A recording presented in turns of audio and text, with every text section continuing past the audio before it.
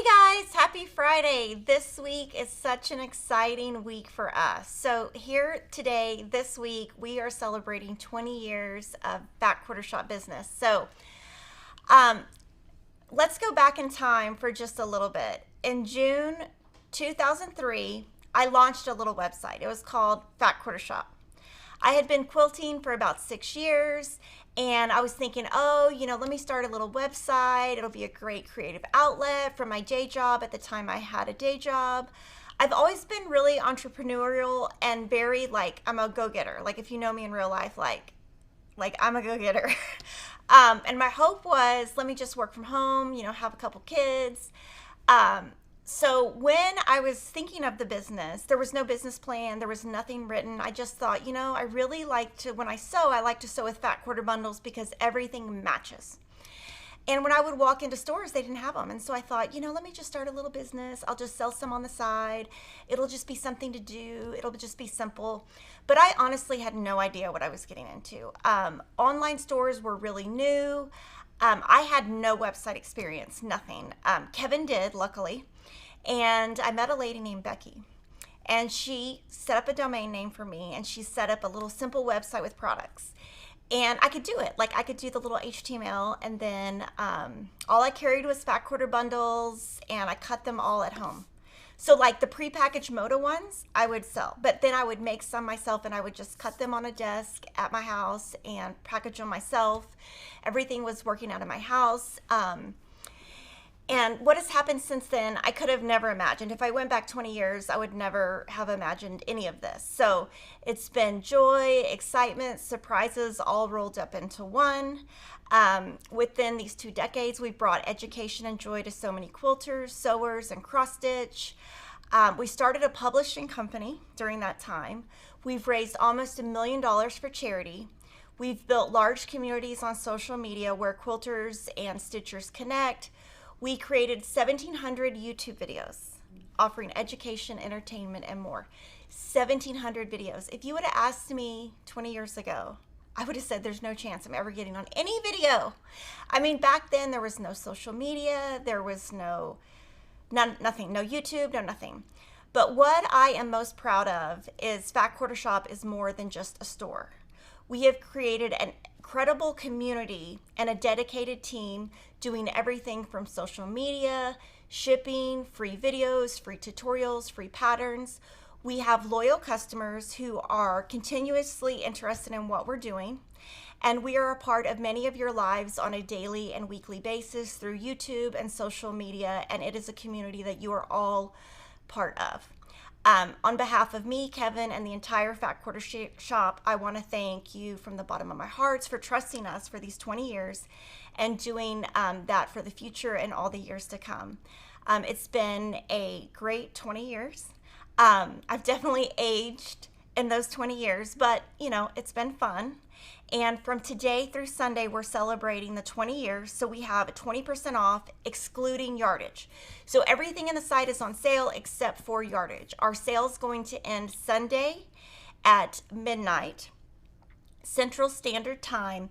And at the end of this program, we're going to have a mega giveaway. So you're going to want to wait for that. But I guess in addition to all of that, I just want to thank all of our customers, all of our employees. We have so many employees who have worked here 16 years. Kevin came in. I would have never, people think, oh, this is your company. No, it's not. It's Kevin's too. He does so much of the stuff that I don't know how to do and could have never imagined, like setting up printers and shipping and technology. And so it's been a lot of hard work, but we hope it's been worth it for all of you. And also to celebrate 20 years, we have a special guest. And so you guys can guess who it is, but we're going to take a little break and we'll be right back with our special guest.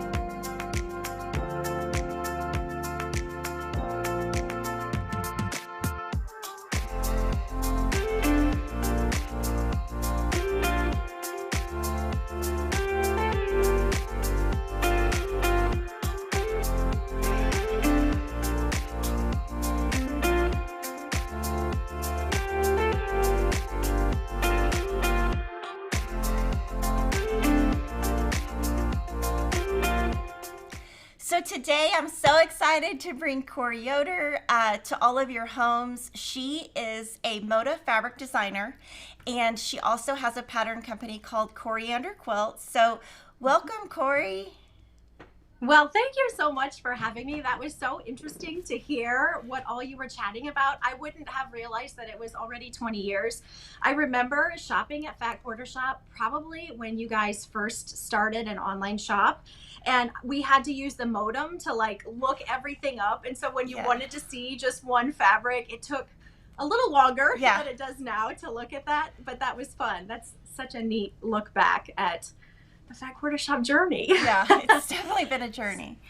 Yeah. So guys, we're gonna do a trunk show. She's gonna do a trunk show, then I'm gonna do a trunk show, and we're gonna answer questions throughout. We also have a ton of questions at the end. So as she's showing quilts, if you have a question on the specific quilt she's showing, if you could put the name of the quilt, that would really help her and I make sure we can answer it correctly.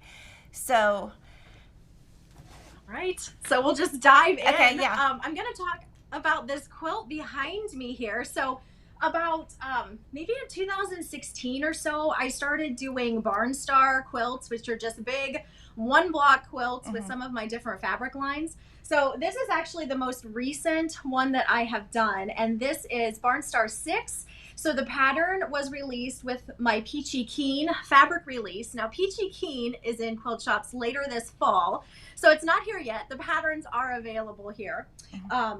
And these are 40-inch square quilts, and this is a yardage based quilt. So the fun thing you can do with these Barnstars, you're going to see another one here in just a second, is you can put them all together into one big quilt if you wanted to. So then you would end up, if you did 4 of them, 2 across by 2 down, you would end up with an 80-inch square quilt, which is 4 blocks, but a nice big sized quilt. So that's kind of a neat thing you can do with these. So I'm just going to dive right into this next one. Okay. This is Barnstar 5. Let me see if you can see that. Oh yeah, you can see that really good. Okay.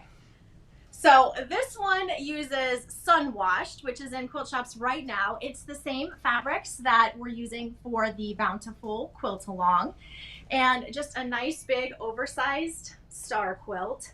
I used the check fabric in this one. Checks can be a little bit tricky to work with in quilts, but if you use them right, they can really add just something special to your quilts. So another 40-inch square. I'll show you the backing too. People always wonder what the backing is.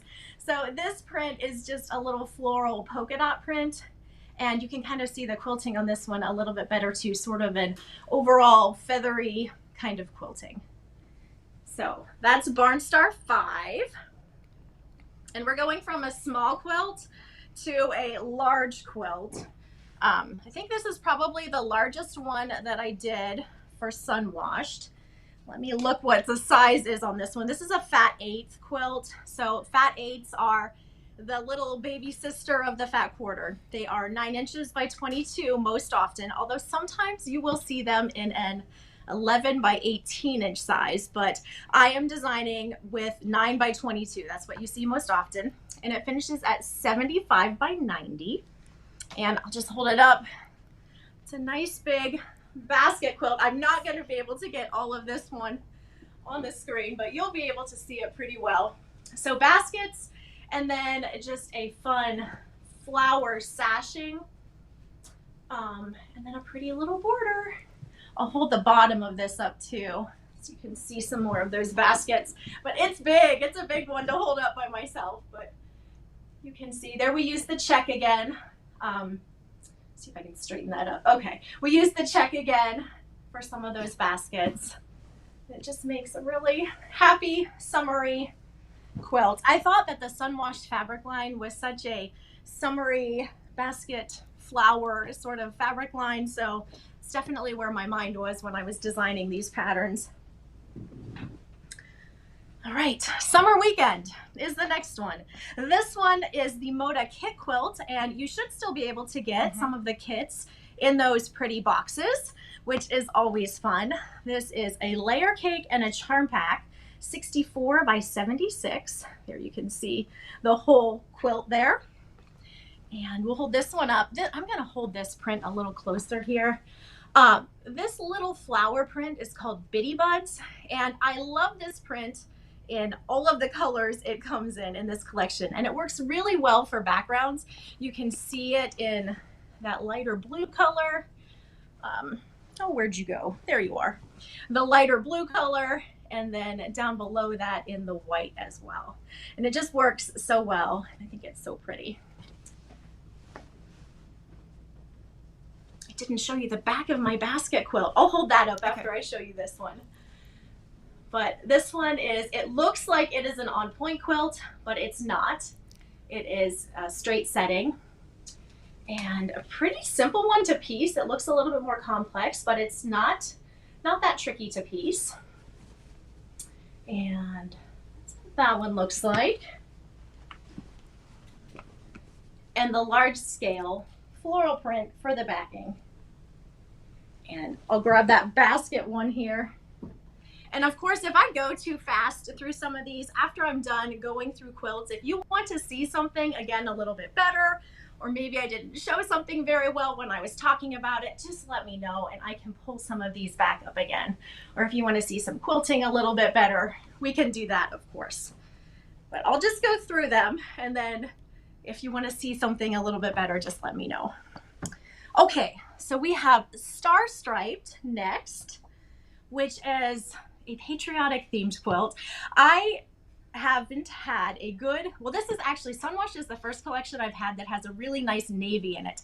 I don't do a lot of navy. You can see over here on my fabric wall, there is not really any navy because I just don't do navy a lot in my fabric lines.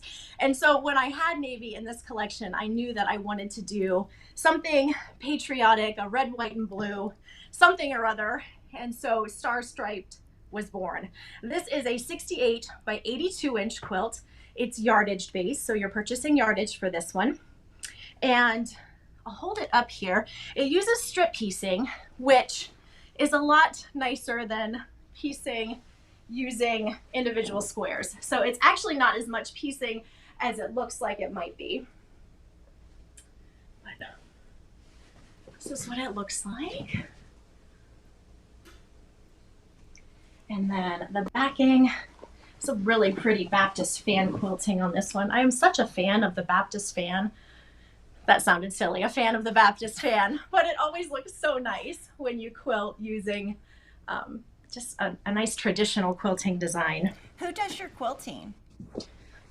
So I have two quilters. Well, I have three different ones that I use. I send a lot to Quilting by David, who is David Hurd, and I send quite a bit to Kayleen Perry. She is Quilter Love 66 on Instagram.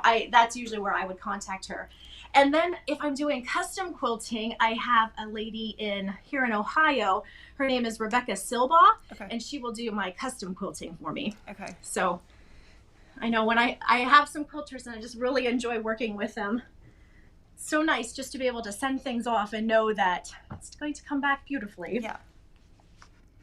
Okay, we're going to move into the Peachy Keen quilts. So Peachy Keen, that's these fabrics back here, and then I have some more to show you here.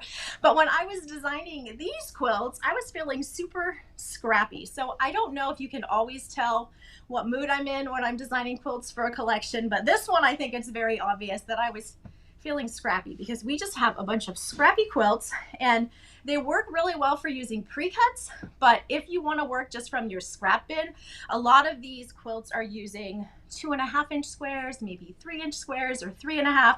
So you could easily just pull from your scrap bin and have a good old time. I think it would be a lot of fun to remake some of these using just scrap bin fabrics because they're a lot of fun. I'm going to start with Scrap Basket Stars. This is 60 by 72. If you're buying fabrics for it, would use a fat 8th bundle. And then just some background and borders, but it's so pretty. So super scrappy, but you can see those stars. And this collection has a stripe in it again. I like to design stripes in my collections so that you have something cute to bind with. And then the backing on this one is this little bouquet fabric from Peachy Keen. And again, these fabrics. Yeah, go ahead. Oh, these fabrics come out in the fall, yeah. So they're not quite here yet, but within just a few months, we should be able to get our hands on them. That's my favorite one. Another of the quilts. I don't know which one I like. I know this next one took me the longest, so it's probably not my favorite, but they were a lot of fun. I like that star one too. That star one would be super pretty in a Christmas collection if you wanted to do it up for the holidays. This is Hourglass Scraps. This one takes a while to piece. If you are making this one, you should just settle in because you're going to be working on it for a little while. The construction method of it is pretty cool. It's not exactly how you would think it's going to go together. So I think it comes together nicely. It's just a lot of pieces in this quilt. Oh, those borders are so pretty. I always like the blues when I have them. And so there's this really pretty cobalt blue in this collection, and then a lighter sort of sky blue. You see the Baptist fan quilting on this one again. And the backing is that same bouquet print. It is just on the lighter blue. Yeah, and the scale of the quilting on that one is bigger than the scale on the previous. Yeah, I know. It's when you have so many little pieces, you have to kind of decide if you want to go dense on the quilting, go big, go little, because it just can really change the look of your quilt depending on the size you go with. Sometimes I like the little and sometimes I like the big. One thing to think about when you're deciding on your quilting density, especially on a quilt like this with so many pieces and so many seams, it already tends to feel kind of heavy. And so if you use a super dense quilting, you're going to notice that your quilt is even heavier, which might be what you want, but you might not. So just something to kind of tuck back in your head, knowing that denser quilting does add to the weight of a quilt. And then let me give you the details on that last one. That's a layer cake or a jelly roll. So 2.5-inch squares, and then background and borders, and it finishes at 60 by 72. All right, this next one was a lot of fun to piece. This is jelly roll patchwork. It's a 56 by 62-inch quilt.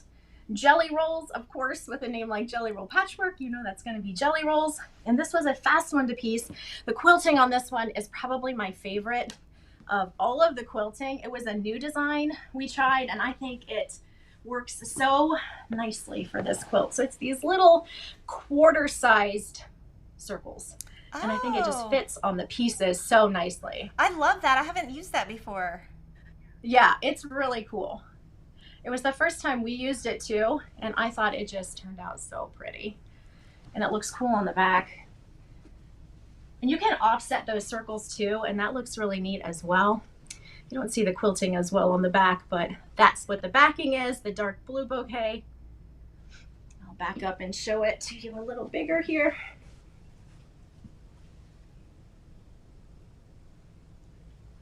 So that is that one. That one is the fastest of the new quilts to piece. And now we have one last little quilt. This is Jelly Sticks Mini. So you might have seen the large Jelly Sticks pattern in the Jelly Roll Roundup that Kimberly shared not that long ago. It was done in my Buttercup and Slate line of fabric, and much bigger than what you're seeing here. This is just a little 24-inch mini quilt, and it uses charm squares and finishes, well, I said 24 inches. So just a little guy, but so cute. Looks like this. And this would make a great table topper, wall hanging. You can also use these blocks to make a table runner, which is a nice option if you have a longer table that you wanted to just add a little something to. This fabric on the back is the little peach print, so cute, which is really, yeah, I think it's adorable. I think it would be pretty just to use just this fabric and hand quilt down through those little blue flowers and just use it on its own. I think it'd be really cute. And that's the last one. So that was a super quick roundup of the Sunwashed and Peachy Keen quilts. and let me know what you want to see better or what questions you might have. Yeah, and I'm going to do a little trunk show real quick, and then we'll answer all the questions. So I wanted so Sunwashed is in stock now at Fat Quarter Shop and quilt stores, and then Peachy Keen is going to be in stores in the fall. And I, of course, will be sewing with it like crazy. So the first quilt I want to show you is called Swallowtail. That's so pretty. And it is 24, no it's not, it's 48 by 48. And then the back, I love this print. That dot is so good for your backing. Yeah, and this one's fat eighth friendly, and it has lots of sizes. So it has table runner size, throw size, lap size, twin size, but all of them use fat eighths. And I love the little accent right here. This one was designed by Jocelyn Nancy, who's worked for us for like 18 years, pieced it, and it's quilted by Abby Latimer. Oh, and then I'll show it to you on the table if you want to see the quilting. And it's an Itzoema pattern.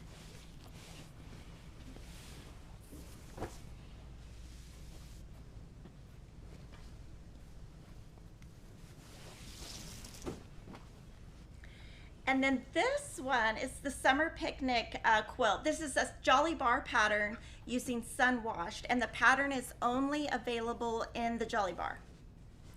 And it's 65 by 67, and we have lots of Jolly Bars in stock. Angel designed this one, Rebecca pieced it, and Joanna Marsh quilted it. And we recently posted a blog where we list all of the quilters we use, so that if you want to reach out to our quilters, it tells you how. Oh, but I love this one because it's just simple and it really shows off the fabric.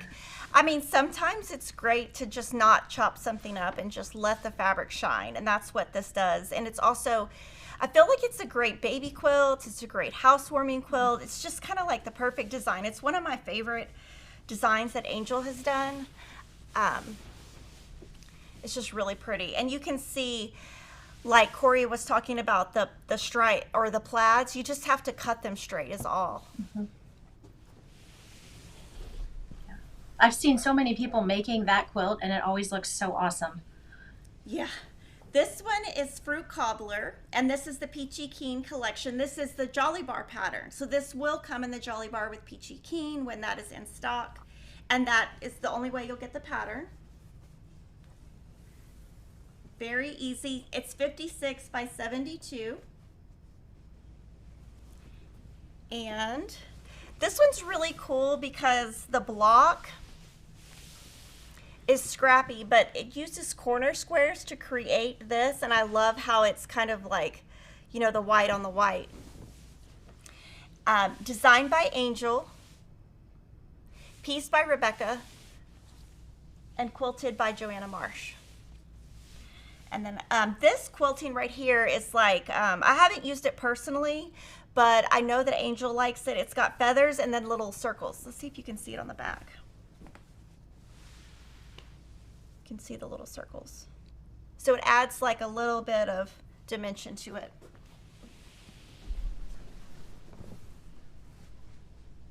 Now this quilt is super exciting. This one is coming out in our brand new book called Simply Jelly Roll. This is the Sunwashed collection. And since it's from the Simply Jelly Roll book, obviously it uses jelly rolls. It's pretty big. It's 66 by 88. Pretty big. And I love the simplicity of the design. It was designed by Sarah or Jocelyn. I can't remember which. Teresa pieced this, and Joanna Marsh also quilted this. Now the book is coming out in October, and this one uses Corey's white on white little plus sign. It's basically this print in white, but Bella Solid. Which Bella Solid do you use for your quilts? I use 200. Okay. That little plus print is in Coriander Seeds too. Oh, yes. Which you would still be able to get Yes. because it's a basic. Yeah, and all those coriander seeds, some had sold out, but now they're all back in stock, so that's amazing. That's so nice to have some of those back. I was missing some of my Yes. favorites. This is the Blueprint Quilt, and this is coming out in the brand new book by Lisa Alexander and Susan Aki called Celebrate with Quilts.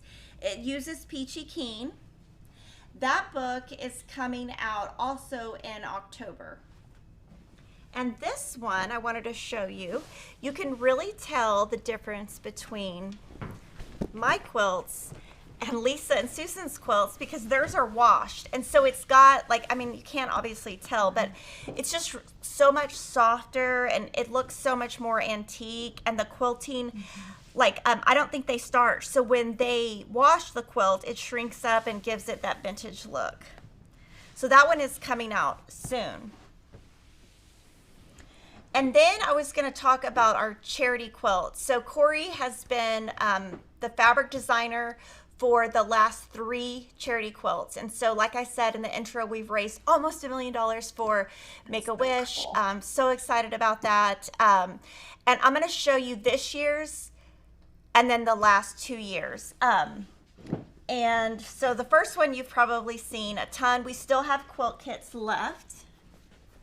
And we are still raising money for Make-A-Wish. We're at $56,734. I'm going to show the front and the back. And Ashley has a link to the Make-A-Wish fundraiser. And when we reach $60,000, we have a bonus pattern or bonus setting. This way. It's the camera. I don't know if you guys know, but the camera's backwards, so I still, after all these years, cannot get it right. So, and this is, okay, so all our charity quilts, we raise money for charity. The patterns are completely free. They stay on our website forever. So this is a completely free pattern. The backing will be coming out next month. The finishing next month. The other 2 I'm about to show you live on our website or our blog and will always be free. And then we just update so that you can donate to the charity that we're doing for that year. So this is Bountiful 2023 Make-A-Wish quilt. Corey designed this quilt and it uses Sunwashed and it's 64 inches square.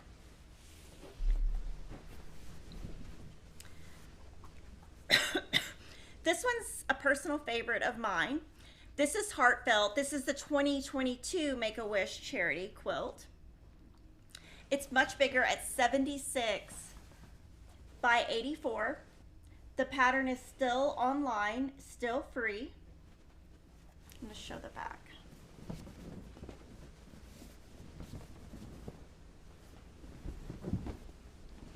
Sorry, we're trying to...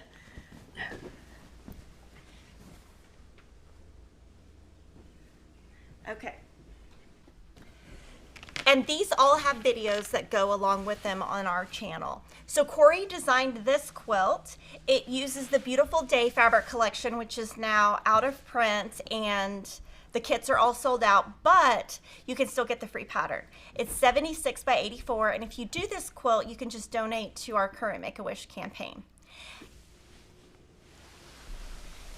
And so we have free tutorials on this one.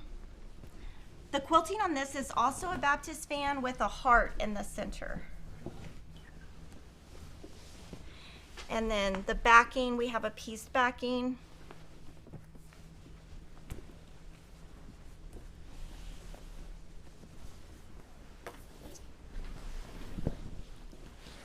And it's basically a huge star on the back. And so if you wanted something simple, you could just do a quilt out of that if you really wanted to. Yeah. That'd be really cool. And this next one is Serendipity. It's our 2021 charity quilt. Jocelyn designed this quilt. This used your Springbrook collection with thatched navy. This one is 64 by 70. 64 by 74. And this one, obviously the pattern is still free. Now this one, you can tell is my quilt. It actually lives, if there's any stains, I apologize. It lives in Christopher's room. He has a navy bedroom, and so it lives in his room. But see how tiny the quilting is? Because I keep my quilting so tiny. And then it has a flower as the piece back.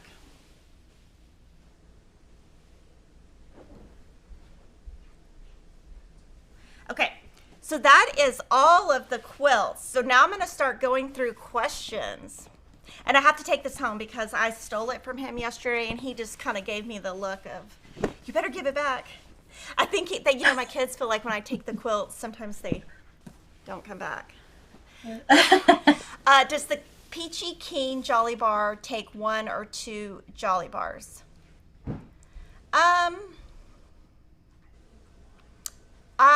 We're going to look real quick because I, of course, don't know off the top of my head. It'll tell me in the product, like if I scroll down, so we're going to look real quick.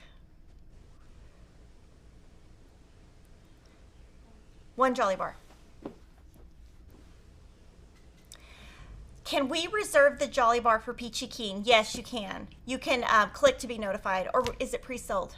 It's pre-sold, so you can actually pre-buy it. And the Jolly Bars, we have custom made. They're only available at Fat Quarter Shop.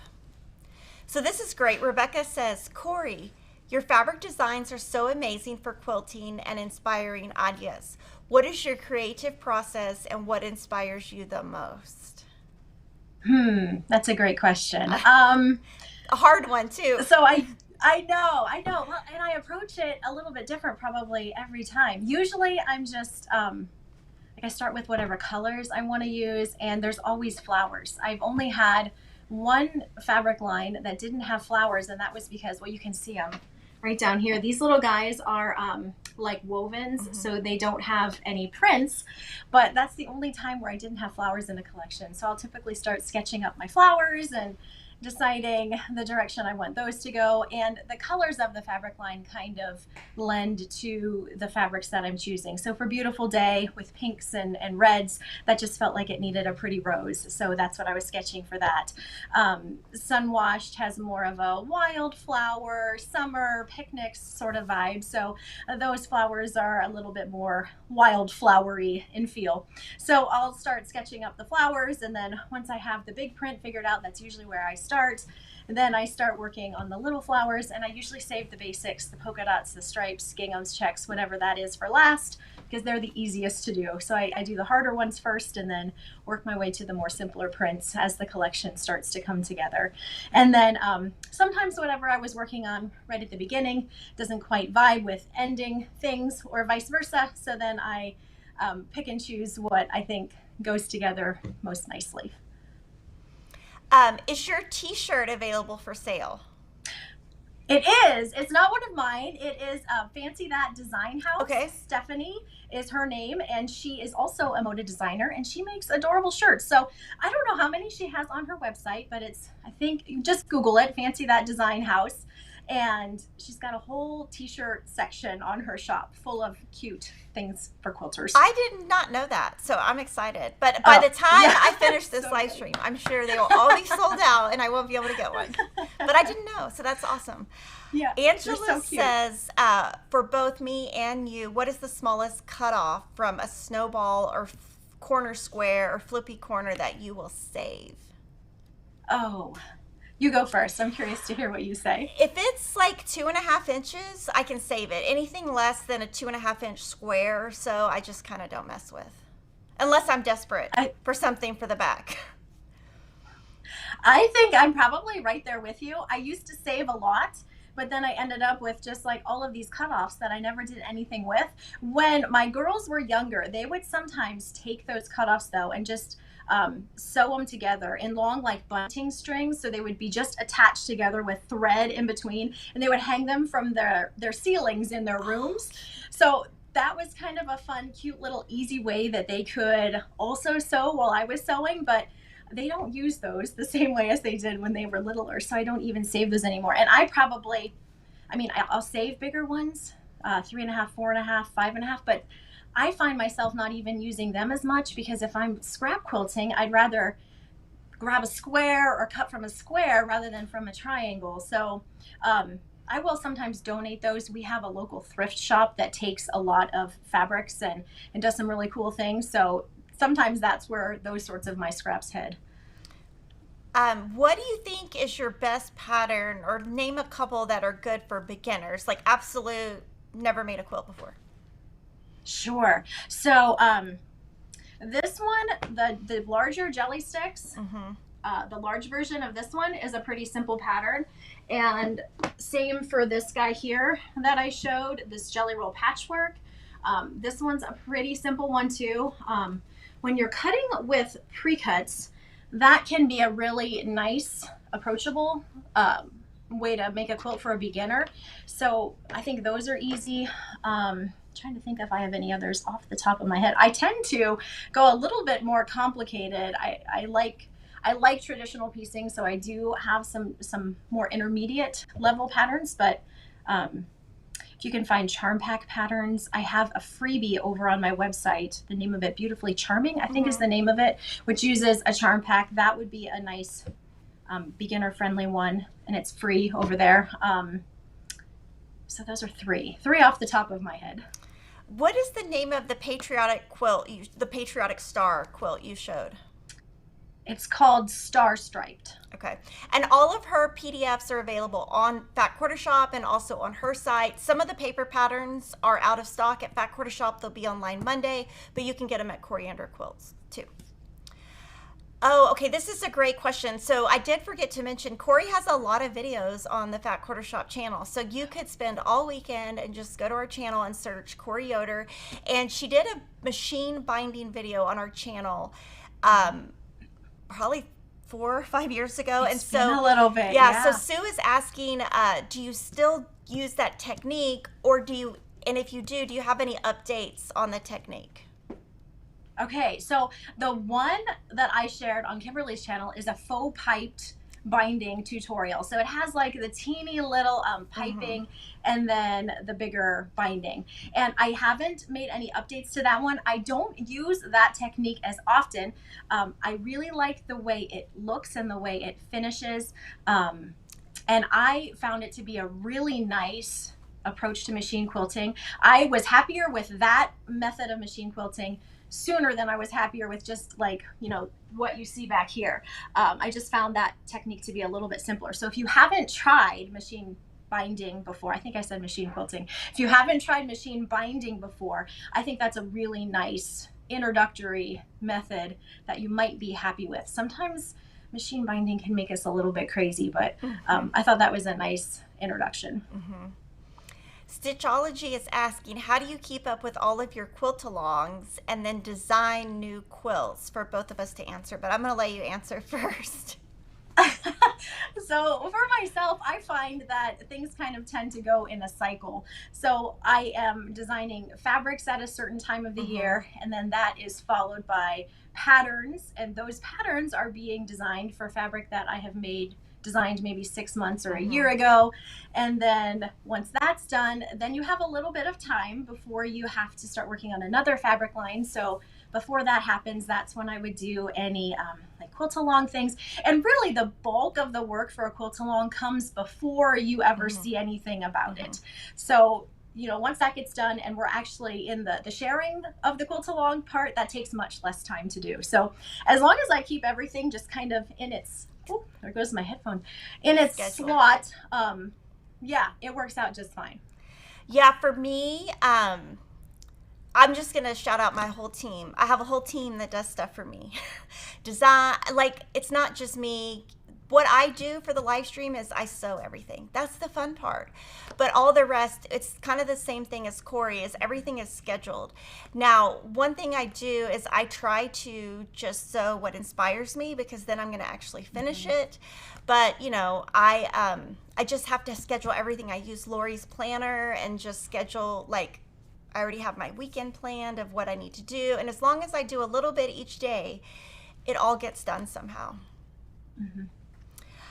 Chris wants to know if there will be a Jolly Bar Club. We haven't done a club, and the reason why is they just come so randomly, and like 1 month you might get 4, 1 month you might get 2, and so Logistically, I just don't know how I would do that. Oh, this is a question I don't know the answer to. On the back of Christopher's quilt, what is the name of that flower pantograph? You know, I don't know, but I am like 99% sure Gina Tell of Thread Graffiti quilted it, and so you could ask her, and I bet she will remember. Oh, okay, this is a good question. Pat Boo would like to know if you could show up close how you offset the flying geese. And I think she means the pattern that looks on point but isn't. The summer weekend, is that the one? I think. Yeah, I think that's. Okay, let me pull that here. Yeah, let me see. It's down here at my bottom of my pile. Of course it is. It's always in the bottom. I know. Here we go. Yeah, I think you'll be able to see the block up close. So it's basically like a star in a square sort of situation. Let me see if you can see that. Oh boy, I don't know. So here, and of course everything's backwards. Hold on. I'm going to get my fingers lined up. Yeah. This is the corner of the block. Yeah, so it's just a square. There's a little bit of border up here at the top. Just a square. So there's corners on all corners of that star. Yes, you're basically adding setting triangles or setting squares around the edge, then trimming it, and then that's how it's offset. And if we're not answering the correct question, just let me know again. On the mini jelly sticks, does that use just one jelly roll? I think it does. So mini jelly sticks is a charm pack. Oh, one okay. Charm pack. Charm pack. Yeah, I know it's confusing because it's jelly sticks mini, so it seems like it should be a jelly roll, but it's a charm pack, and it is just one. Yeah. It's cute. Do you ever do in-person classes, meet and greets, or other events? I travel to Charm and Mount Hope to shop and would love to know where I can find announcements of your events. I used to do that quite a bit, actually, and I have stepped back from those in-person events. I have two scheduled this year. Okay. One is at the Amish Country Quilt Festival in Mount Hope, which is in September, and then there's a quilters gathering in Berlin, which is the end of August. So they're about 2 weeks apart, and those are the only two events I'm doing this year, and just trunk shows at both of those events. And going forward, I don't think I'll even be doing any more of the trunk shows or the in-person teaching. I found that as the years have gone by, my schedule has gotten fuller and fuller, and since I'm able to so easily share here on YouTube in videos, that has been kind of where I've been focusing my attention a little bit more.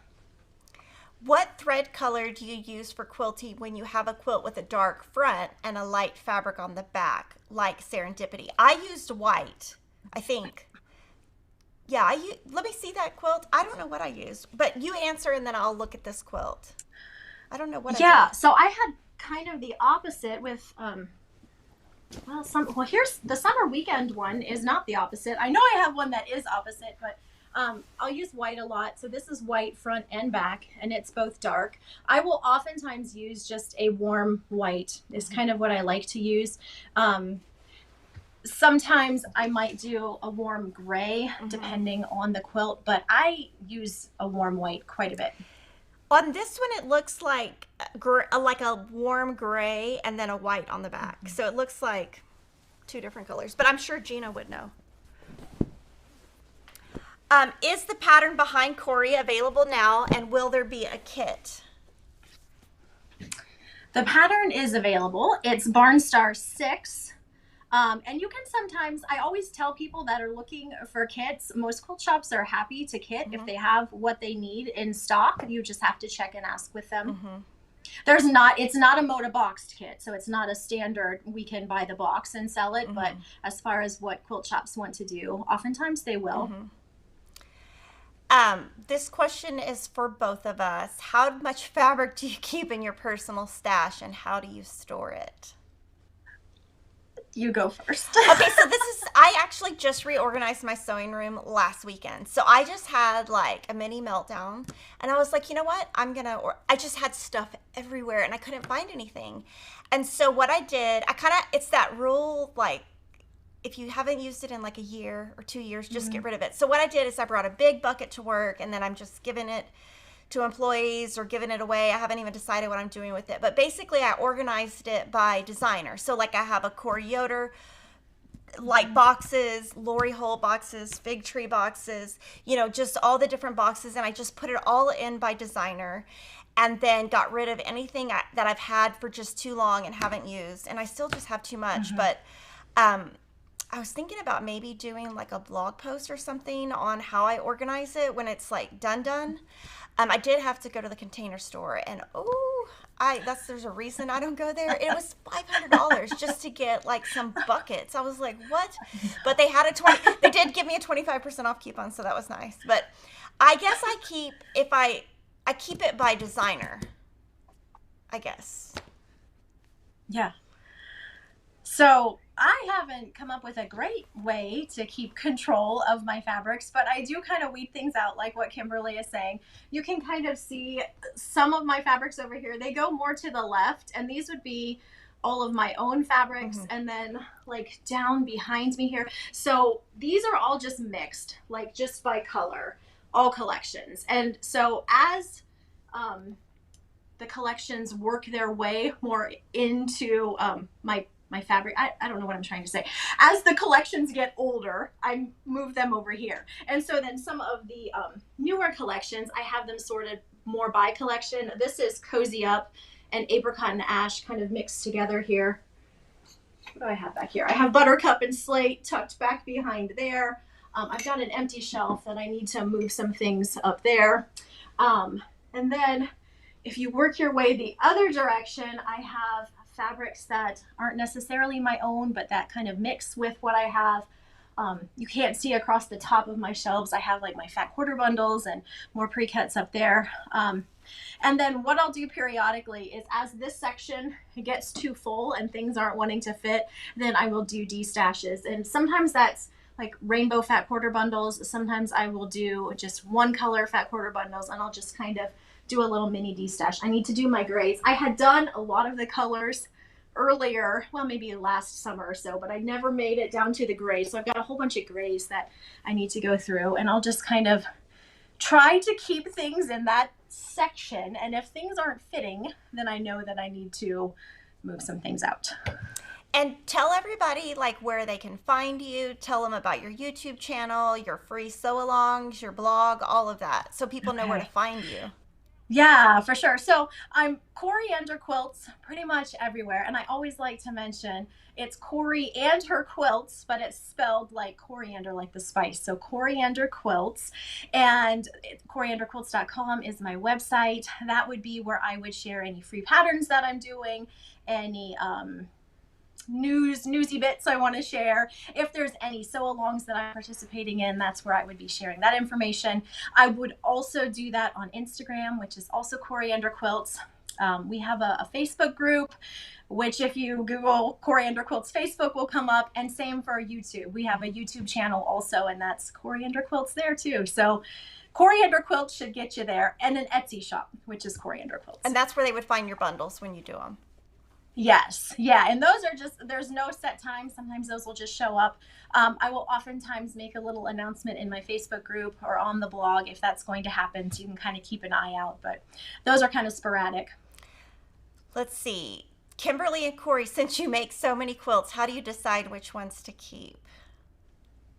I think we both made the same face just then.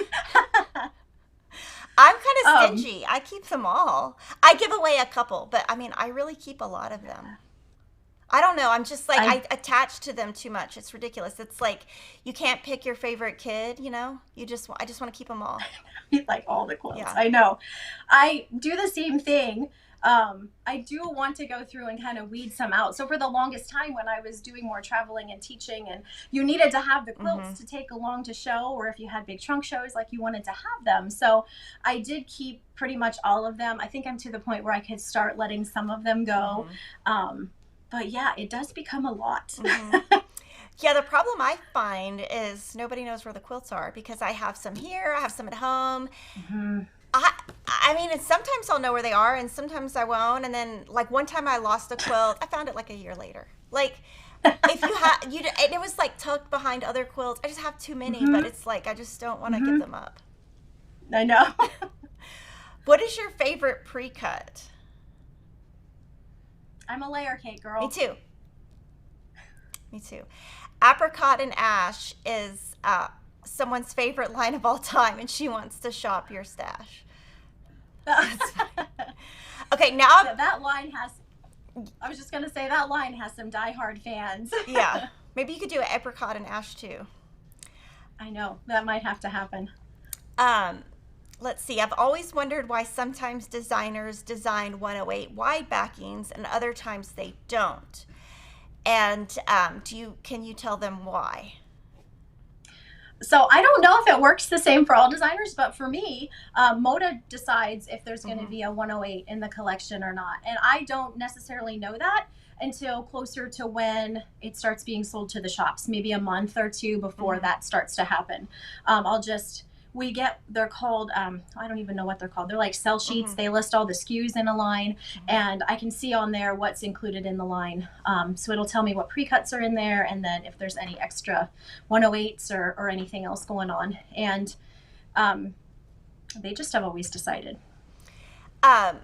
So they want to know how your cats are. The cats.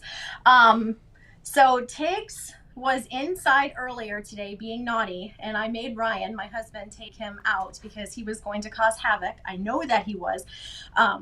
If you watched my YouTube channel, you know that sometimes he's just full of mischief. So he is outside, which is good. And Frances, no one has ever seen Frances because she's elusive and she's doing good also, but I don't think anyone will ever see her. Does she let you pet her?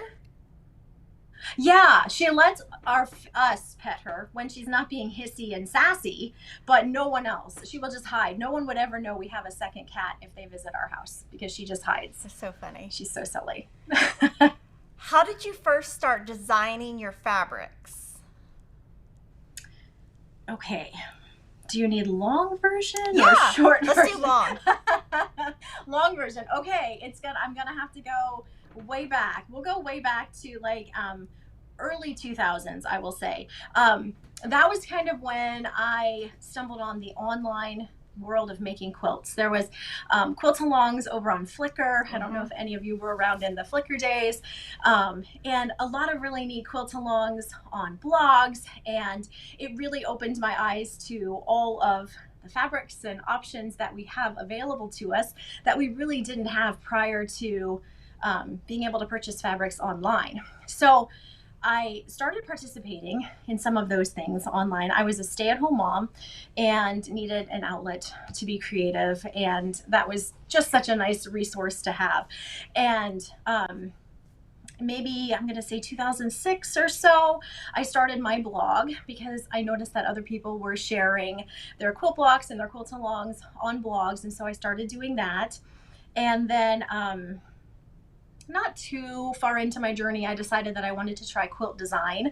So I started dabbling in that. I started contributing to Moda Bake Shop, which is still available now. You can go and get such neat patterns for the pre-cuts that Moda started coming out with. And I started designing for Moda Bake Shop. They released a book. They released more than one book on using Moda Bake Shop contributors, and so I contributed a pattern for that, and then that kind of led to contributing to some other various quilting books that were coming out, and then I thought it would be fun to have a pattern in a magazine, so I started designing for magazines. And all of these things kind of happened, I'm going to say from maybe 2006 to 2011, 2012, somewhere in there. I just gradually started doing more and more things with quilt design first before I ever started doing anything with fabric design. And so after I did a few different magazines, I started working with some different fabric companies. I worked with P&B Textiles, RJR, designing quilt patterns for their upcoming fabric collections that were going to be shown at Quilt Market. And kind of around that same time, I thought that it would be fun to do a book of my own. So I had a book come out with C&T Publishing called Playful Petals. It was a book on applique. A lot of my first quilts featured applique, and I really enjoy applique. So that was my first book. I think that was 2012-ish, if I had to guess. And then my youngest daughter was going to be starting kindergarten in the fall, and I have a group of friends that we were all kind of had our youngest starting school in the fall, so we were deciding what that meant for us. We were all stay-at-home moms, and I had always thought that when both of my girls were in school that I would be really happy to find, I don't know, a part-time job somewhere outside of the home. Oh, excuse me. But there were some cons to that. I wasn't sure how summers were going to work out, or how, if they were sick, or there was just different things. I just wasn't sure how things were going to come together. So I was talking with this group of girls about this, and I just mentioned fabric design. It had kind of been on my radar a little bit, but I didn't know anything about it. I didn't know if I would enjoy it. So I hadn't thought too much about it. But when I was thinking about my upcoming school year, there was a lot of pros to fabric design, as far as me still being able to be home when they needed me, a flexible schedule. I was already involved in the quilting industry with pattern design. At that time, I did not have Coriander Quilts Pattern Company. I was working primarily for other people, but I was doing a lot of quilt design throughout the year.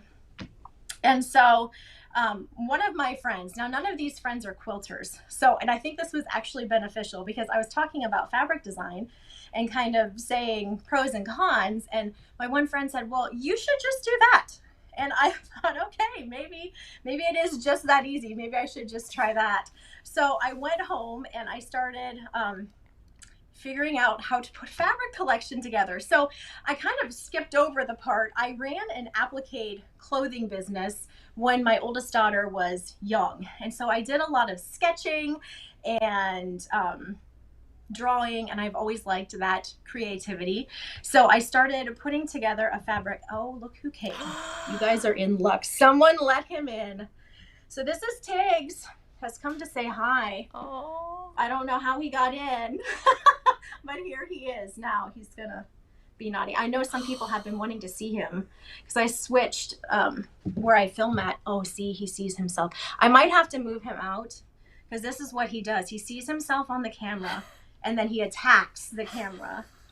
Okay, hold on. I'm going to run him outside real quick, and then I'll finish my story.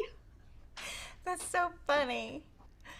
Oh my gosh. But somebody asked about Piggy. Piggy's doing great. I actually, on my phone, saw a picture of like when we first met him, when he was like this little. It's so cute. But he's so cute. Okay. We're safe from the attack of the cat. So, oh yes, I was saying that. Did you want to talk more about Piggy? No. I'm good. Piggy's good. I'm gonna get a drink of water here real quick. No, Piggy's good. I think I was gonna try to figure out how old that picture was, because I think he's gonna be 7. I think he is 7 this month. So funny. He's so cute.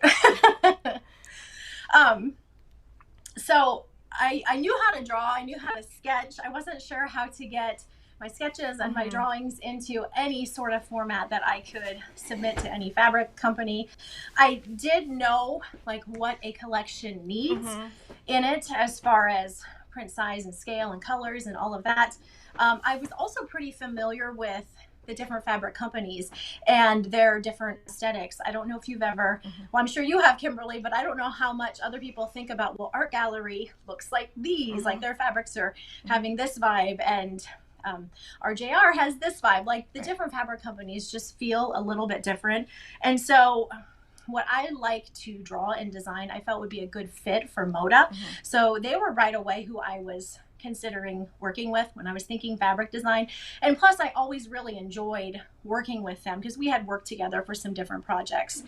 So I started putting together a fabric collection.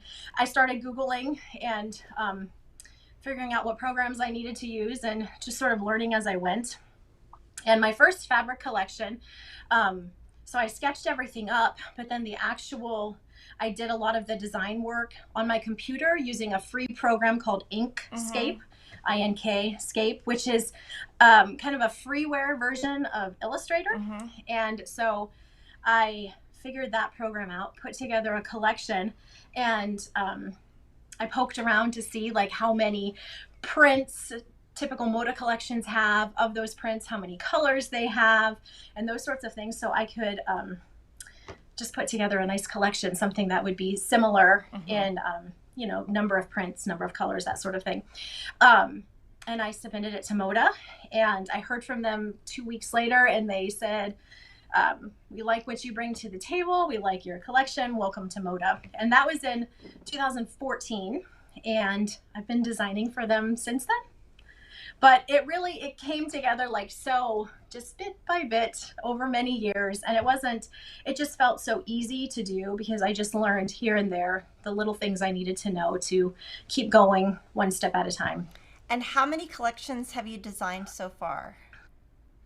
So including Peachy Keen, this collection behind me, which isn't quite in shops yet, that's 19.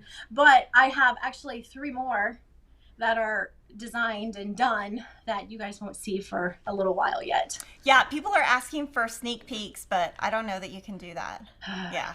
I can't. I can give you a sneak hint. Oh, yeah, that'd be good. Then a sneak hint. The next collection that you will see getting shown to quilt shops is going to be festive.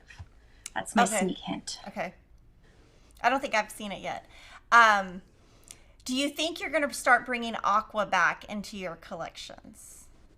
Yeah, okay. You're going to see aqua again. Those ones, some of those that I mentioned, you will see some aqua.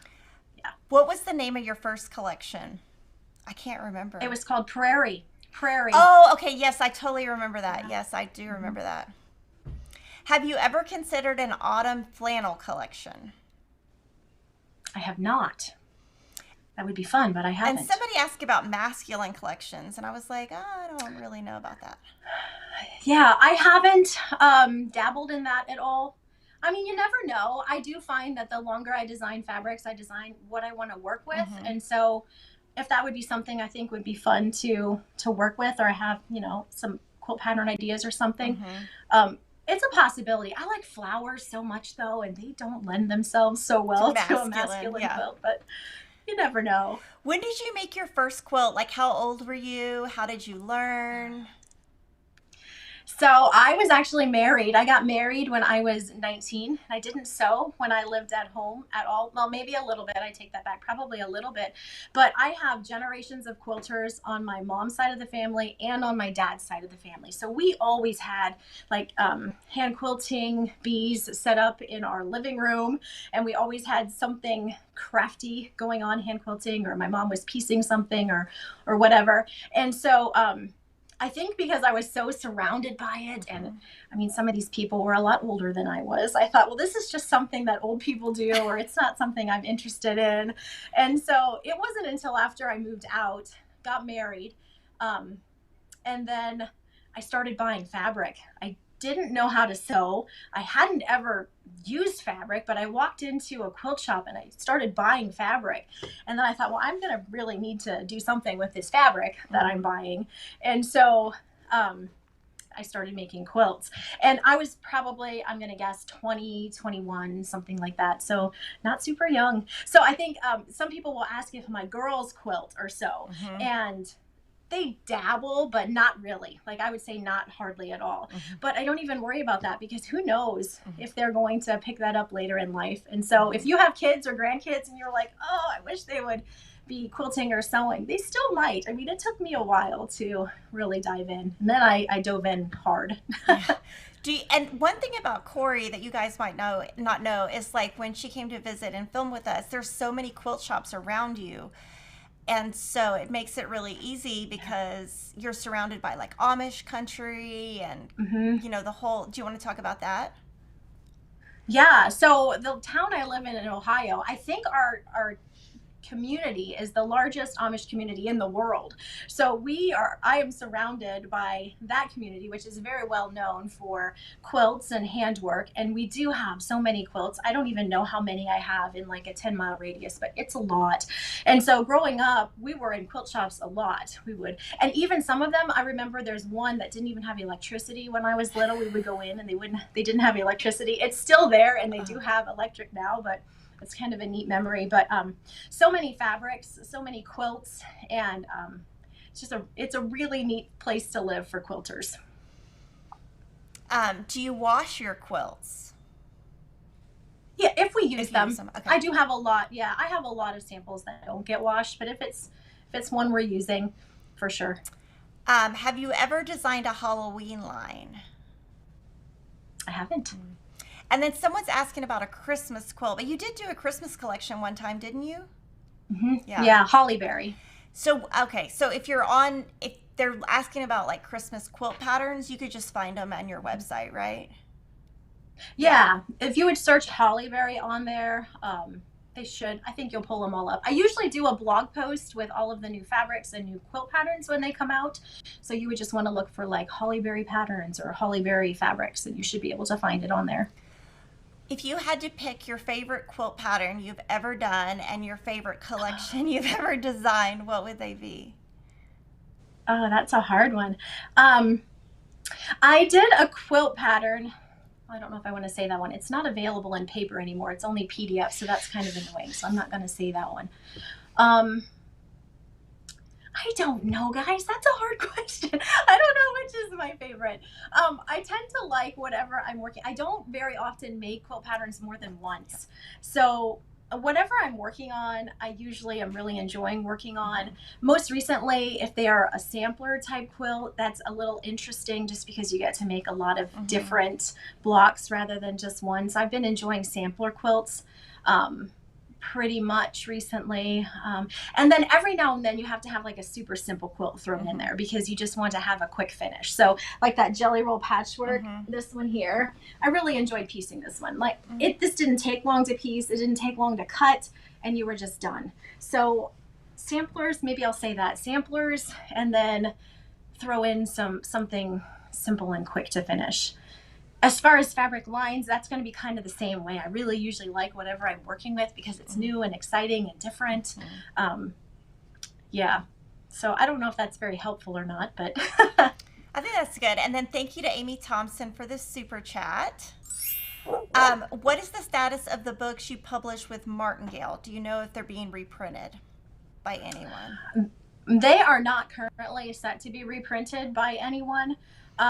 I'm a little bit undecided how I'm going to go. I might just release individual patterns on some of those rather than releasing books as a whole. But it's kind of on the back burner a little bit. That's sort of a project that has to fit in around some of the other things. So if I want to split things out, it's going to take a little bit of time to get that done. Yeah. Okay, this one I'm going to ask, do you still use your Sashiko? I know I'm saying it wrong. Machine? I haven't for a few years. Me either. I saw it when I was cleaning my room, and I was like, "Oh, Corey made me buy that." No, you didn't. I just totally copied. But I saw the machine, and I was like, "That machine has been sitting there a long time." I know. Mine's over in the corner that you can't see. Yeah, I like it. I like it for small things. It's a little bit fussy. I think you probably found out it can be a little bit fussy. And I like hand quilting. So sometimes it's more fun for me just to sit down and hand quilt. Just because I enjoy doing that. And this one, I don't even know. I don't know that I can remember this. How long have you known me, and how did we meet? I'm assuming at Quilt Market.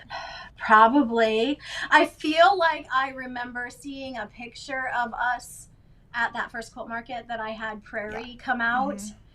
I would have to think, because I was only at maybe one or two Quilt Markets prior to that when I had books coming out. So it was probably at that market. That would have been, so if I submitted that in 2014, that would have been probably 2015. And so are you still doing handwork on your quilts?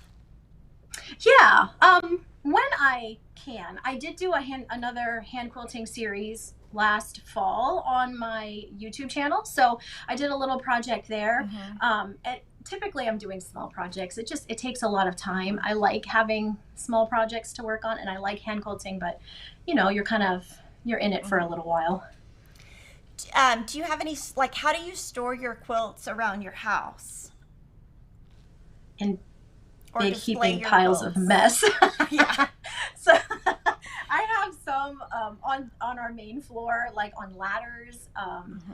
Or I have a really nice glass cabinet that I have them folded and stacked in there. But the bulk of them are just like stored in stacks, like downstairs, not where people can see them. I think they're not. Yeah. They're not cute. Are you going to Quilt Market in the fall? I am. Yeah. I'm looking forward to it. I think 2019 spring was the last Quilt Market that I was to, so it's going to be fun.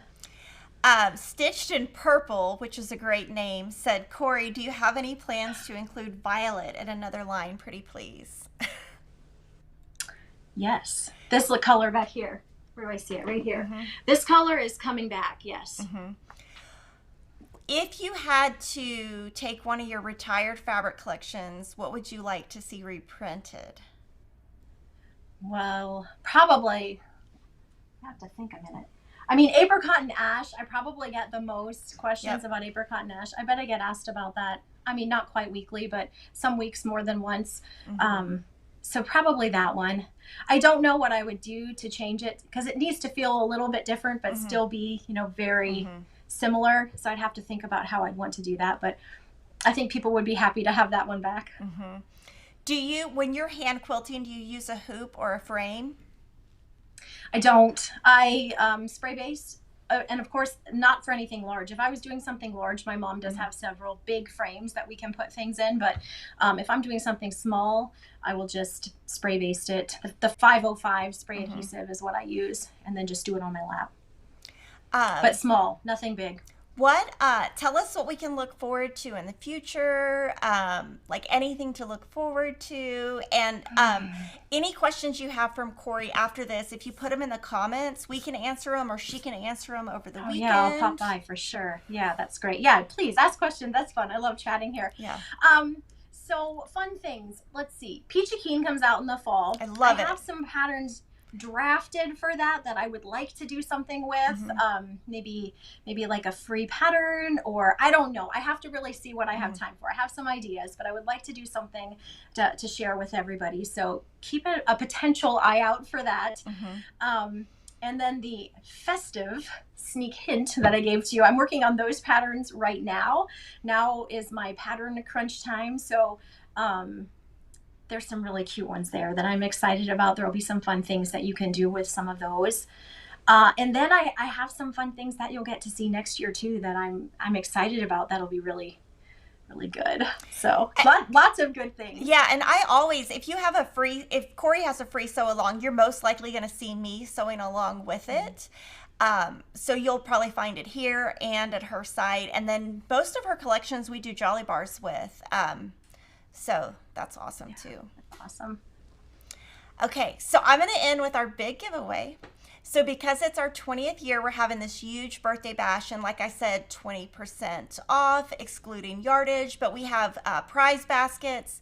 We have Sew Sampler subscription box prizes. We have Stitch Quarterly Sampler membership. So to enter to win one of these giveaways, all you have to do is be subscribed to Fat Quarter Shop's newsletter, and you can also subscribe to Fat Quarter Shop's Cross Stitch newsletter by Monday, June 26th at 12 p.m. You're automatically entered, and you can sign up for both of those in the link in the description box.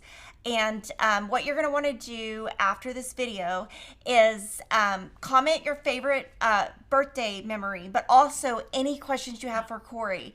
Let us know, because I think we got to all of the questions. But if we missed, if I missed something, we'll definitely answer it. And thank you so much, Corey. It was so much fun. Maybe we'll have you come and visit and sew in the studio. It's so fun. This was so fun. I was looking forward to getting to chat with you. Yeah, I haven't seen you in 3 years. I know. It's crazy. It's been so long. So guys, have a great weekend, and we'll see you soon.